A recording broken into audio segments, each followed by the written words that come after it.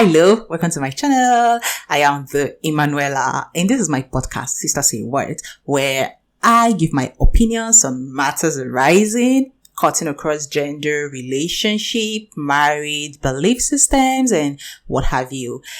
All right, now, how's your week? I hope you've had a good one. I hope there's been more positive vibes, more and more positive stuffs happening in your life than the negatives. And as I always like to say, whatever happens, learn to count things to be grateful for over your losses. So don't spend time brooding over your losses.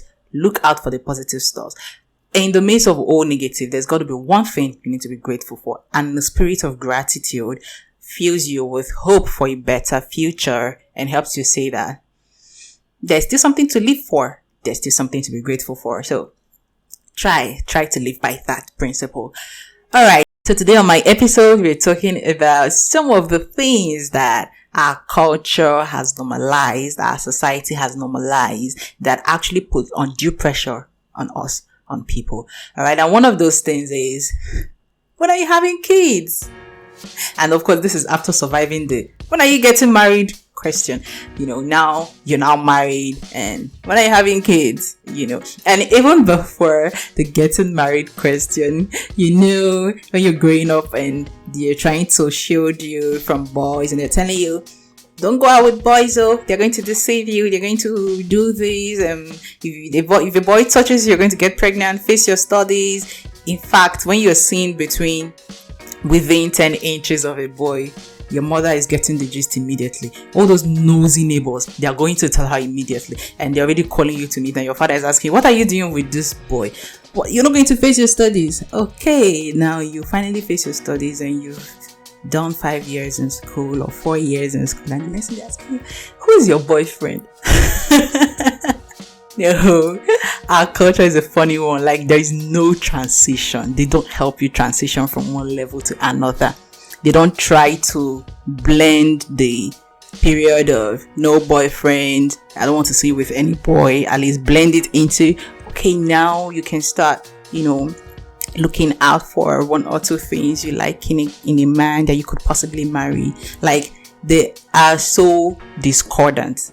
The next thing out of the blue is already asking you, who are you dating? Okay, when is he coming to marry you? And then finally, when are you having kids? Ooh.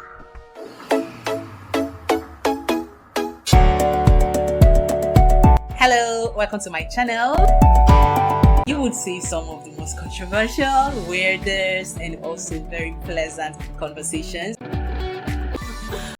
Alright, but it's really a great thing that more and more people are learning to avoid all of these intrusions into other people's lives and privacy, especially when you don't know their story. And there's no way for you to know their story if you're not an insider, if you're not a great friend, a friend that feels like family, or if you're not part of the family. So if you're from the outside, you really need to learn to mind your business and avoid all of these questions.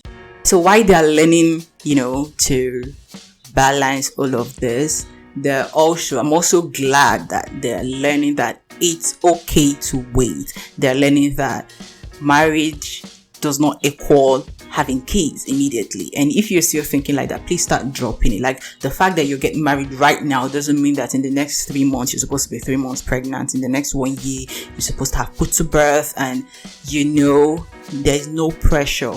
There's no pressure. Kids are not the only reason for marriage, and you shouldn't be under pressure to start bringing them in, because babes, no one is going to train these children for you. Dude, nobody is going to pay school fees for your kid, no matter how. See, where it stops is congratulations, bouncing baby boy, and then the child dedication where we all come and eat rice and all that stuff. Many people will not even bring gifts for your child, So the next time you're going to see them is your child's 1 year birthday, right? You invite people and we still come and eat rice again. And once again, many people will still not bring gifts, because that is alien to our culture, except people that have been trying to evolve over the years. So nothing really concerns. In fact, anytime you have to beg for food or for finances to train your child, they'll be like, who sent you to have a child? I mean, I'm just trying to say, no pressure. All right. So now you, are you still a womb watcher? Are you still watching people's wombs? Are you still counting down days? Nkechi that got married since January. This is August, we never see Bele. Emeka, you sure say Emeka, they even fire well. We never see anything. Your wife never carry belly. If your wife know they carry belly, make him go find another. Come on. What happened to minding your business? Okay, but then I saw something on Facebook a few days back. It was an image listing all of the reasons why couples might not be having kids when you, that is a womb watcher, is expecting them to have kids. And those reasons range from a lot of things. It could be one, it could be an agreement between them. It's okay to delay, right? You don't really have to jump into having kids immediately. It's okay to enjoy yourselves as lovers for a few months, a few years. It all depends on your agreement. So that's one. Two, it could be finances. I mean, you just finished hosting a wedding. You don't really know how much you need to have in place. A lot of things come with having children. There are pediatric appointments, there are school fees to pay, there's a crash, there's the baby food. Come on, I can't even list all of the stuff. We should know them. All right, so that's another reason, finances. And then there is medical reasons too. I mean, there's a lot of reasons. A couple could be infertile, a couple could be having PCOS, a couple could be having fibroid. Like, there's a lot. All right, it could be low sperm count. Yeah, so there is a lot. All right, so it could be medical reasons. Then again, it could be stress. Maybe the couple is undergoing a lot of stress, the woman is under a lot of stress, the man is under stress. It could be stress. Stress reduces chances of pregnancy, right? Chances of fertilization. All right, it could be stress. So it could also be mental health pressure. So a couple could be undergoing some circumstances that you as an outsider, you're not aware of. You understand? All these things are giving them mental pressure, and when you're not balanced like that, fertilization can be delayed. All right, it could also be post-miscarriage trauma. You don't even know if they've had a miscarriage before, and this woman has not even recovered from it. You don't know that. And then of course it could also just be a decision. Maybe they're a child-free marriage, and you cannot hear anything like that. Married couple say child-free. Why you not married? You don't know that your level of exposure is not like there. So there could be several other reasons, but at least these ones I've been able to highlight right now form a major part of them. So now, that image I saw on Facebook listed all of these and more, and then somebody now said, hey, but if we're all supposed to mind our business, how can these people get help? Isn't it sometimes when they talk with you and you're able to offer help, sometimes they may not even know they need to go to hospital. Maybe sometimes they've been to the hospital, but there's something else that they could learn from you. I looked at the comment, I was like, okay, that's not a bad comment though. Mind your business. But sometimes somebody could benefit from what you have to say. But first, what you have to say needs to be beneficial. So here in this episode today, I'm going to be telling you how best to ask the question, when are you going to have kids? Or why don't you have kids yet? Right, let's get into it. So first of all, before you ask this question, ensure you're close enough to the family. You need to be close enough to the family. You're either a family member or you are such a close friend that they share things with you. Do you understand? So you can't just be a passerby and or a neighbor just because you've been their neighbors for 10 years. You see them every day. When they got married, and then it's 2 years down the line, no child, and you're asking, when are you going to have children now? And I no go born picking. Now wow, you sure say una dey okay? Come on, please. And then secondly, ensure you have kept communications with this family.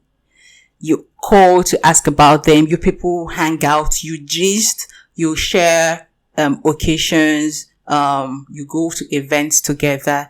So you don't just pop out of the blues and, you're going through your timeline, you see a picture and you're like, yeah, I attended this babe's wedding last year.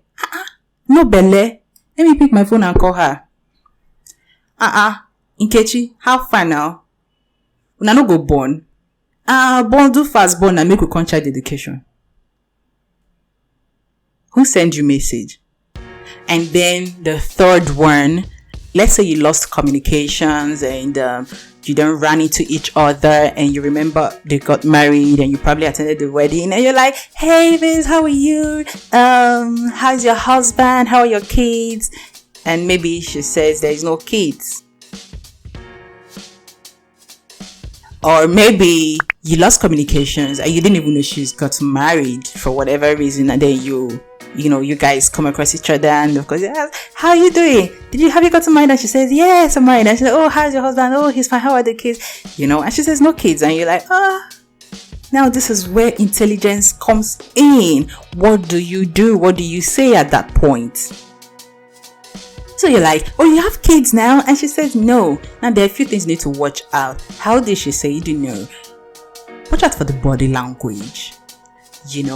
Watch out for the undertone in the talking. Did she sound worried? Did she sound, was it a delayed response where you notice that she would rather not talk about kids at this moment? Did she sound stressed unduly? The look in her eyes when she said no? Or did she just plainly say, no, I don't have kids? You have to notice these things. If she seemed like she was avoiding the topic, then your response should be completely avoid the topic as well. Like, jump over, talk about something else immediately. So if she seemed stressed, like the response was delayed, and you felt something in her eyes like that was worrisome, just at that moment be nice. Are you okay? Alright? And then if she still seems like she doesn't want to talk about it, which of course is very obtainable. You guys are just meeting. You haven't communicated in a long time. So just be nice. Say, okay, it's fine. I'm sure you're going to get your own kids when it's your time. I'm sure God is going to come through for you. Say something positive, be encouraging. Don't worry, it's going to be okay. You'll be fine. I'm sure you're going to get your bundle of joy in no time. Just be nice and be okay. It's really not in your place to do more than that or to say more than that. And then if she just plainly said no. Do you have kids? No. Just leave it. Maybe she's child free. Now, if you know that you are anti-child free, like you just can't imagine why a couple will marry and refuse to have children, please at this point, shut up. Just shh and mind your business. Talk about something else. But if you were that exposed or open-minded, you could go, oh, I see you're taking it slow. That's okay. That's cool. That's a nice one. And then if she wants to go further, she'll tell you, oh, no, we're not doing kids. My husband and I, we're not doing kids. And that's fine. She doesn't want to go further. She would also drop it there and say, yeah, we're taking it cool. And then you jump to the next thing and talk about something else. That's how you don't be a womb watcher. And also that's how people that need help might be able to open up to you eventually, and then they won't open up to you if you're putting pressure on them. No, they would not. That is being negative. All right.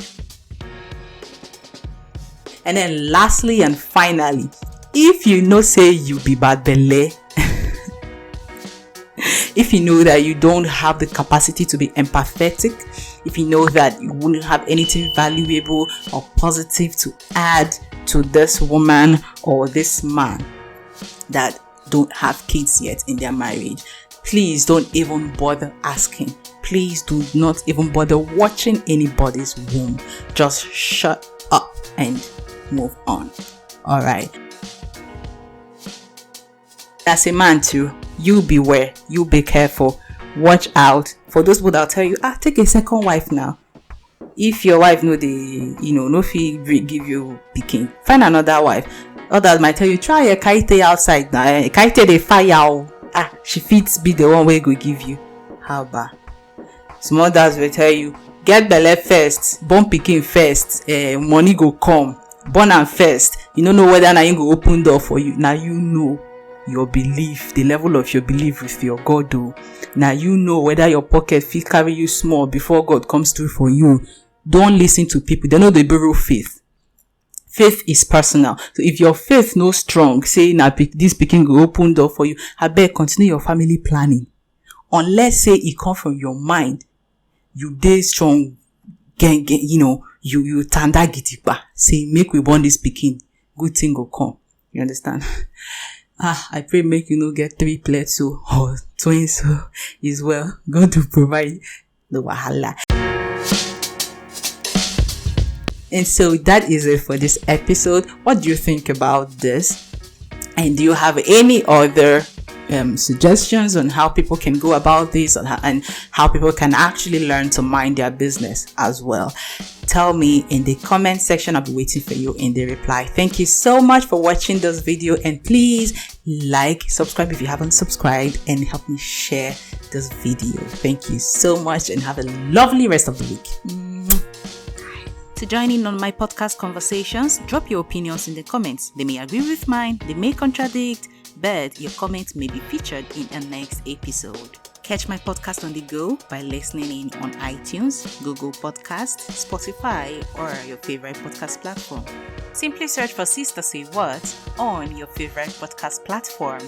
And don't forget to subscribe and leave me a great review on iTunes. Talk to you again. Bye.